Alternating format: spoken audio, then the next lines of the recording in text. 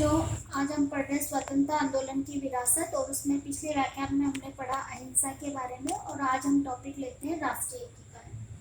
राष्ट्रीय एकता स्वतंत्रता आंदोलन की बहुमूल्य विरासत है। राष्ट्रीय एकता व स्वतंत्रता एक दूसरे के पूरक माना जाता है, अर्थात राष्ट्रीय एकता के बिना स्वतंत्रता की कल्पना करना संभव नहीं है। उसी प्रकार स्वतंत्रता के बिना पूर्ण राष्ट्रीय एकता की स्थापना संभव नहीं है। मोटे तौर पर भारत को दो भागों में क्रमशः अंग्रेजी भारत एवं रियासती भारत में विभाजित किया गया था। पिछले व्याख्यान में हमने ये भी पढ़ा था कि देशी रियासतों का विलय किस प्रकार से हुआ। तो जो रियासती विलय थी अंग्रेजी भारत में तो कानूनी व प्रशासनिक मान समानता थी, किंतु देशी रियासतों में प्रशासनिक व कानूनी दृष्टि से भारी असमानता व्याप्त थी। ये राष्ट्रीय एकता को विखंडित करने वाला तत्व था। 1857 की क्रांति में भारत के प्रमुख दो संप्रदाय हिंदू व मुसलमानों ने कंधे से कंधा मिलाकर ब्रिटिश साम्राज्यवाद के विरुद्ध संघर्ष में भाग लिया। 1906 यहाँ पर जो राष्ट्रीय एकीकरण है उसमें 1906 में एक घटना होती है और 1906 में मुस्लिम लीग की स्थापना होती है। मुस्लिम लीग की स्थापना से मुस्लिम संप्रदायता का विकास हुआ, जिससे भारत की राष्ट्रीय एकता को खतरा उत्पन्न हो गया। स्वतंत्रता आंदोलन के दौरान राष्ट्रीय एकीकरण की भावना अधिक बलवंत होती गई। स्वतंत्रता संघर्ष को सफलता तभी मिल सकती थी जब राष्ट्रीय एकीकरण की भावना प्रगाढ़ और प्रबल हो। अखिल भारतीय राष्ट्रीय कांग्रेस की स्थापना राष्ट्रीय स्वतंत्रता में सहायक हुई। कांग्रेस के संगठन का विस्तार प्रारंभिक तौर पर ब्रिटिश भारत के भूभागों में हुआ। इसके माध्यम से भारत के विभिन्न भूभागों के राजनीतिक कार्यकर्ताओं के मध्य सहयोग और आत्मीयता का भाव न केवल जागृत हुआ बल्कि प्रबलता से स्थापित हुआ। देशी रियासतों के जागरूक नागरिक कांग्रेस के आंदोलन से प्रभावित हुए। उन्होंने अपने अपने देशी राज्यों में स्थानीय संगठन स्थापित किए व स्थानीय स्तर पर विभिन्न सार्वजनिक मुद्दों पर आंदोलन आरंभ हुए। 1938 के पश्चात कांग्रेस ने देशी राज्यों को अपने स्वतंत्रता के कार्यक्रम में सम्मिलित कर लिया था। स्वतंत्रता आंदोलन का एक शक्तिशाली माध्यम समाचार पत्र थे, जिनसे भारतीय भाषाओं के समाचार पत्रों की प्रमुख भूमिका थी। समाचार पत्र भी राष्ट्रीय एकता के वाहक बने। भारतीय भाषाओं के विकास के साथ साथ राष्ट्रीय एकीकरण स्थापित हुआ। अंग्रेजों के कुत्सित प्रयासों ने सांप्रदायिकता के बीज बो दिए थे, किंतु कांग्रेस के नेतृत्व के प्रयासों ने उन्हें पूर्णतः सफल नहीं होने दिया। स्वतंत्रता के पश्चात भारत को धर्मनिरपेक्ष राज्य बनाया गया, जो उच्च मानवीय गुण और मानवतावाद का परिचायक है। धर्मनिरपेक्ष मूल्य राष्ट्रीय एकीकरण को जीवंतता प्रदान करने में सहायक रहे। आजादी के पश्चात राष्ट्रीय एकीकरण के समक्ष अनेक चुनौतियां उपस्थित हुई, जिनका उचित समाधान उन्हीं मूल्यों के बदौलत हो सका जो स्वतंत्रता आंदोलन के द्वारा निर्मित हुए। सांप्रदायिकता का समाधान इन्हीं अर्थों में हो सका कि पृथकवादी ताकतों को संतुष्ट करने के लिए भारत का विभाजन स्वीकार कर लिया गया, किंतु स्वतंत्र भारत में इसकी पुनरावृत्ति नहीं हो, इससे ध्यान में रखते हुए धर्मनिरपेक्षता को व्यापक आयाम दिए गए। देशी रियासतें स्वतंत्र भारत में अपना पृथक राजनीतिक अस्तित्व बनाए रखना चाहती, किंतु स्वतंत्रता आंदोलन के दौरान कांग्रेस नेताओं ने इस बात के लिए सहमति हो गई कि संपूर्ण भारत का एक राजनीतिक संघ के रूप में प्रजातांत्रिक संप्रभुता संपन्न राष्ट्र होगा।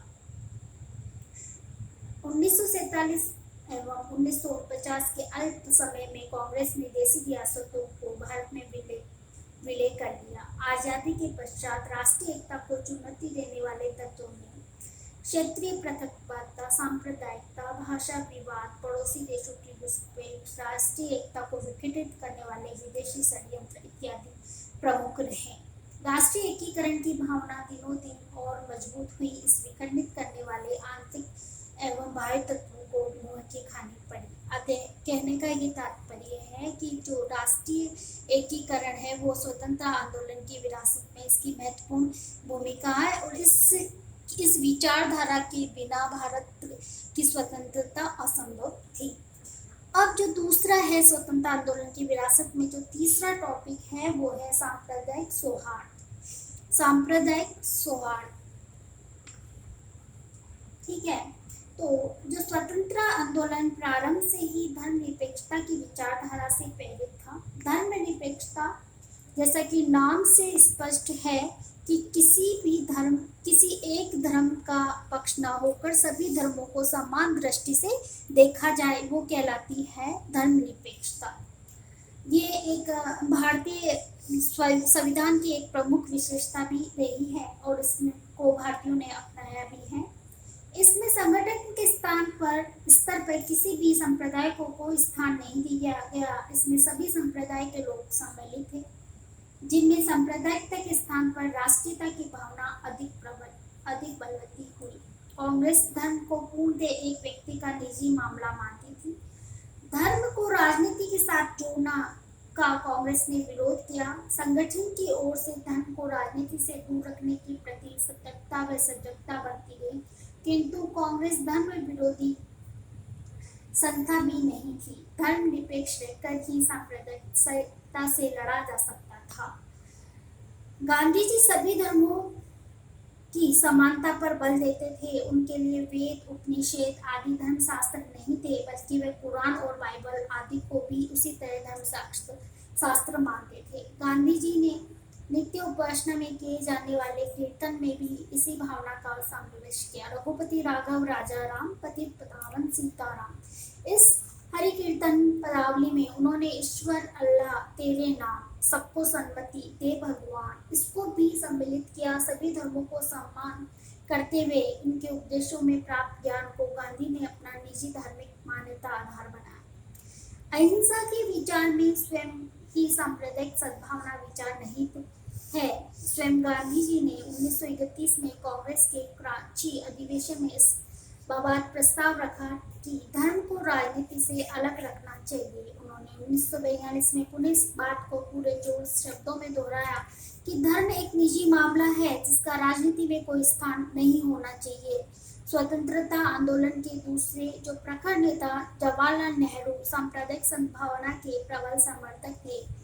वह सांप्रदायिकता को फांसीवाद का भारतीय अवतार मानते थे। यह उल्लेखनीय है कि स्वतंत्रता आंदोलन के प्रमुख नेताओं व संगठनों ने कभी धर्म के नाम पर लोगों से अपील नहीं की। अतः स्वाभाविक तौर पर धर्मनिरपेक्षता का विचार आगे बढ़ा और इसी सांप्रदायिक सद्भावना उत्पन्न हुई और स्वतंत्रता आंदोलन सशक्त धर्मनिरपेक्षता के सिद्धांत से इतना अधिक प्रेरित था कि मुस्लिम लीग द्वारा सांप्रदायिक उन्माद फैलाने वाले अंततः भारत का सांप्रदायिक आधारों पर विभाजित हो जाने के उपरांत भी स्वतंत्र भारत ने धर्मनिरपेक्षता को अपने संविधान राज में समाज का मूलभूत स्तंभ बनाया। अतः कहने का मतलब है कि सांप्रदायिक सौहार्द है, सांप्रदायिक भावना नहीं है। जो चौथा टॉपिक है वो है सामाजिक समानता। जैसा कि नाम से ही स्पष्ट है कि सभी को समान दृष्टि से देखा जाए, समाज भी। सामाजिक समानता स्वतंत्रता आंदोलन की एक अनमोल विरासत थी। सामाजिक असमानता में हिंसा का तत्व आवश्यक रूप से पाया जाता था। जब अहिंसा को एक राष्ट्रीय मूल्य के रूप में अपनाया गया तो स्वाभाविक तौर पर सामाजिक समानता की अवधारणा विकसित हुई। जहाँ तक सामाजिक भेदभाव का प्रश्न है, ये प्राचीन काल से चली आ रही एक अमानवीय व्यवस्था थी।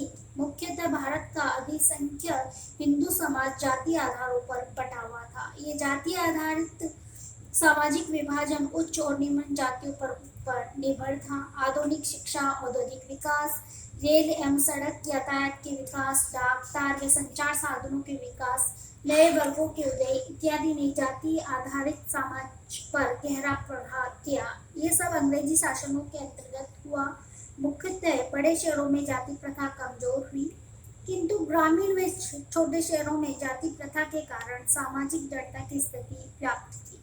छुआछूत का बोलबाला था, जिससे निम्न जाति के लोग सामाजिक अन्याय के शिकार थे। छुआछूत हिंदू समाज का सबसे बड़ा कलंक था। ये सैकड़ों वर्षों से सामाजिक बुराई के रूप में प्रचलित रहा। 19वीं सदी के समाज में धर्म सुधार आंदोलनों ने जातीय भेदभाव के विरुद्ध वातावरण उत्पन्न किया। जो सुधारक थे उस सदी के वो थे राजा राममोहन राय, दयानंद सरस्वती, विवेकानंद आदि ने छुआछूत की खुलकर भर्त्सना की और इस जड़ से इसे जड़ से समाप्त करने का संकल्प भी किया। इसी क्रम में ज्योतिराव फूले के नेतृत्व में जाति व्यवस्था विरोधी आंदोलन उत्पन्न हुआ। ये प्रयास जाति व्यवस्था व छुआछूत को समाप्त तो नहीं कर सके, किंतु इन्होंने इसके विरुद्ध वातावरण अवश्य तैयार किया। 20वीं सदी के पूर्वार्ध में डॉक्टर भीमराव अंबेडकर, महात्मा गांधी, रामास्वामी नायडू, जिन्हें पेरियर के नाम से भी जाना जाता है, के नेतृत्व में सशक्त जाति विरोधी आंदोलन का जन्म हुआ। ये सभी आंदोलन सामाजिक समानता स्थापित करने के लिए प्रयास थे। गांधी जी ने इस दिशा में सबसे अधिक प्रभावशाली भूमिका निभाई। उन्होंने स्पष्ट कहा था, अस्पृश्यता हिंदू समाज व्यवस्था का कलंक है। हिंदू यदि जाति के रूप में जीवित रहना चाहते हैं तो उन्हें जितनी जल्दी हो सके ये कलंक मिटा देना चाहिए। इनका मानना है कि अछूतपन हिंदू धर्म का अंग नहीं है, वे हिंदू धर्म में बैठी हुई एक सड़न है, एक अंधविश्वास है, पाप है। उसे मिटाना हर एक हिंदू का धर्म है, उसका परम कर्तव्य है। वे कहते थे कि प्रायश्चित के तौर पर समझदार हिंदू अपना धर्म समझकर हर एक अछूत माने जाने वाले भाई या बहन को अपनाए, प्रेम से, सेवा भाव से उसे छुए और छूकर अपने को पावन हुआ माने और अछूतों के दुख दूर करे। गांधी जी के नेतृत्व में हरिजनों को मंदिर प्रवेश का आंदोलन चलाया गया। दलित आंदोलन का मुख्य उद्देश्य दलितों के लिए सामाजिक समानता स्थापित करना था। कांग्रेस के अंदर समाजवादी नेता जैसे जवाहरलाल नेहरू, सुभाष चंद्र बोस, जयप्रकाश नारायण, अच्युत पटवर्धन इत्यादि केवल सामाजिक स्तर पर ही नहीं बल्कि आर्थिक स्तर पर भी सामाजिक समानता स्थापित करने के पक्षधर थे। भारत में साम्यवादी विचारधारा व संगठनों ने जाति प्रथा का प्रखर रूप में विरोध किया। वे जाति व्यवस्था को शोषण व साधन मानते थे। 1940 के पश्चात सामाजिक समानता का मुद्दा अत्यधिक लोकप्रिय हुआ। इस संदर्भ में प्रसिद्ध इतिहासकार विपिन चंद्र लिखते हैं कि राष्ट्रीय आंदोलन जनहित भावनात्मक माहौल के कारण ही अनुसूचित जातियों व जनजातियों के लिए आरक्षण घोषित किए जाने के विरुद्ध संविधान सभा में किसी ने भी विरोध का कोई स्वर नहीं उठाया। इस प्रकार आरक्षण नीति सामाजिक समानता स्थापित करने की दिशा में महत्वपूर्ण साधन सिद्ध हुए। 1950 में लागू किए गए भारतीय संविधान में जाति व्यवस्था को नकारते हुए छुआछूत को अमानवीय व गैर कानूनी करार दे दिया गया। इस प्रकार शिक्षा व सामाजिक चेतना के उदय में राष्ट्रीय आंदोलन के प्रयासों से जहां नागरिकों ने स्वेच्छा से सामाजिक समानता को अपनाया, वहीं संविधान ने सामाजिक समानता को वैधानिक रूप प्रदान किया। अतः सामाजिक समानता स्वतंत्रता आंदोलन की अनमोल विरासत कही जा सकती है। सामाजिक समानता जो है, इससे यह अभिप्राय है कि समाज में सभी को समान दृष्टि से देखा जाए। प्राचीन काल की जो व्यवस्था थी उसमें सुधार किया जाए और वास्तव में वो सुधार भी हुआ और भारतीय संविधान में इसे सामाजिक समानता को अपनाया भी गया। धन्यवाद।